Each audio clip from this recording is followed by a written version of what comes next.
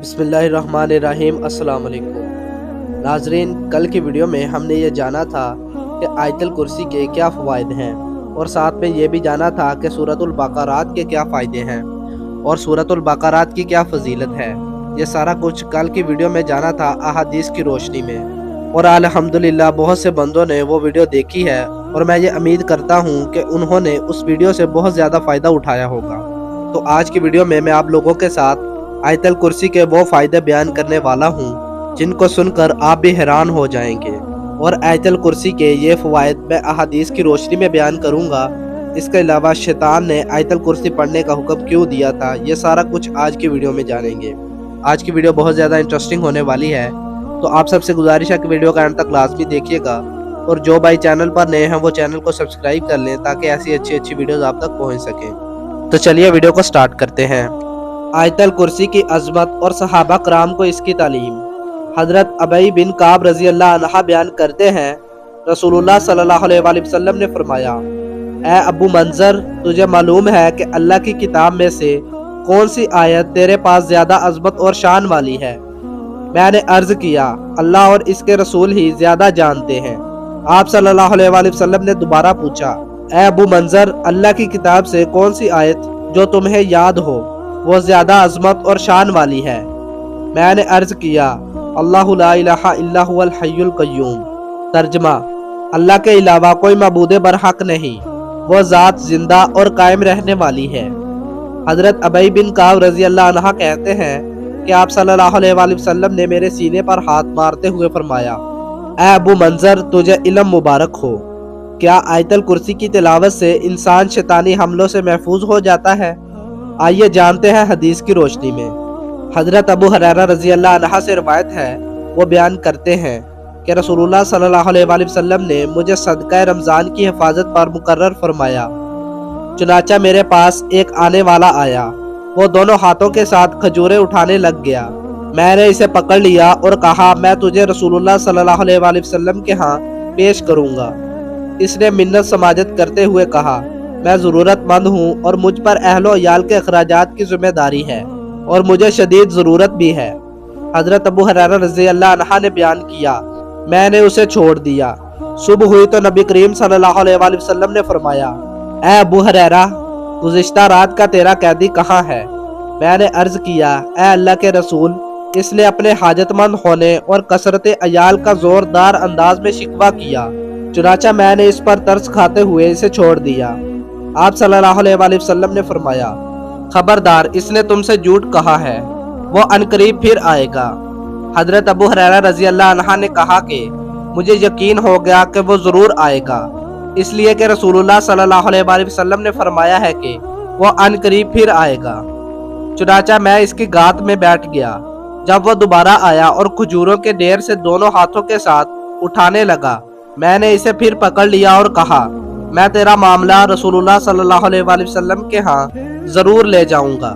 اس نے منت سماجت کرتے ہوئے کہا، مجھے چھوڑ دے، اس لیے کہ میں ضرورت مند ہوں اور مجھ پر اہل و عیال کا بوجھ ہے، اب میں دوبارہ نہیں آؤں گا۔ چنانچہ میں نے اس پر ترس کھاتے ہوئے دوسری مرتبہ بھی اسے چھوڑ دیا۔ صبح ہوئی تو رسول اللہ صلی اللہ علیہ وآلہ وسلم نے مجھ سے دریافت کیا، اے ابو ہریرہ، تیرے قیدی کا کیا بنا؟ میں نے عرض کیا، اے اللہ کے رسول، اس نے اپنی ضرورت مندی اور اہل و عیال کے بوجھ کا زوردار الفاظ میں ذکر کیا، چنانچہ میں نے اس پر ترس کھایا اور اس کو چھوڑ دیا۔ آپ صلی اللہ علیہ وآلہ وسلم نے فرمایا، اس نے تجھے جھوٹ کہا ہے، وہ پھر آئے گا۔ چنانچہ میں اس کی گات میں بیٹھ گیا۔ وہ آیا اور کھجوروں کے ڈھیر سے دونوں ہاتھوں کے ساتھ اٹھانے لگا۔ میں نے اسے گرفتار کر لیا اور کہا کہ آج میں ضرور تیرا معاملہ رسول اللہ صلی اللہ علیہ وآلہ وسلم کی خدمت میں لے جاؤں گا۔ اب یہ تیسری بار اور آخری بار ہے، تم کہتے رہے ہو کہ میں واپس نہیں آؤں گا، لیکن تم پھر آتے ہو۔ اس نے کہا، مجھے چھوڑ دے، میں تجھے ایسے کلمات بتاتا ہوں جن سے تجھے فائدہ ہوگا۔ جب تو اپنے بستر پر لیٹے تو مکمل آیت الکرسی پڑھ، اس کی تلاوت سے ہمیشہ تجھ پر اللہ کی جانب سے وہ حافظ مقرر ہوگا، اور صبح ہونے تک شیطان تیرے قریب نہیں آئے گا۔ اس پر میں نے اس کو چھوڑ دیا۔ صبح ہوئی تو رسول اللہ صلی اللہ علیہ وآلہ وسلم نے مجھ سے دریافت کیا، تیرے قیدی کا کیا بنا؟ میں نے عرض کیا، اس نے مجھے کہا کہ وہ مجھے چند کلمات سکھلاتا ہے جن کے پڑھنے سے مجھے اللہ فائدہ عطا کرے گا۔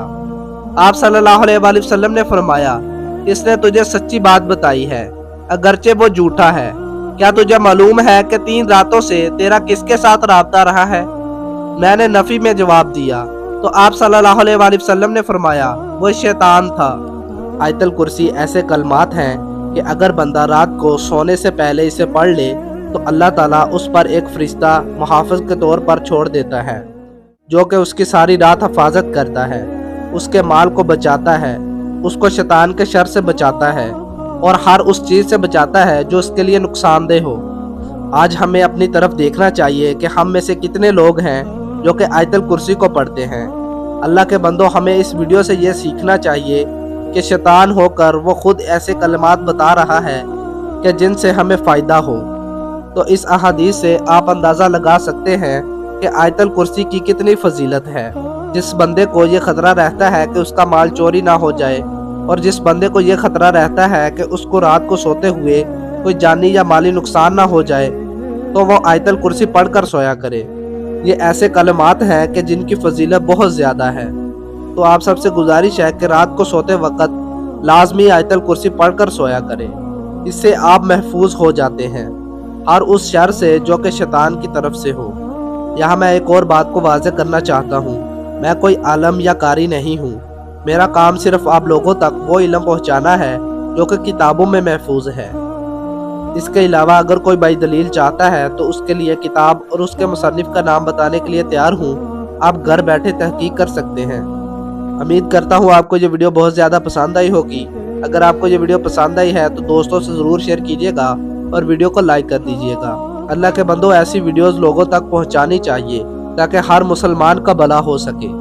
جزاک اللہ۔ ملتے ہیں اگلی ویڈیو میں، تب تک کے لیے اللہ حافظ۔ دعاؤں میں یاد کیجیے گا اور اگلی ویڈیو کا انتظار کیجیے گا۔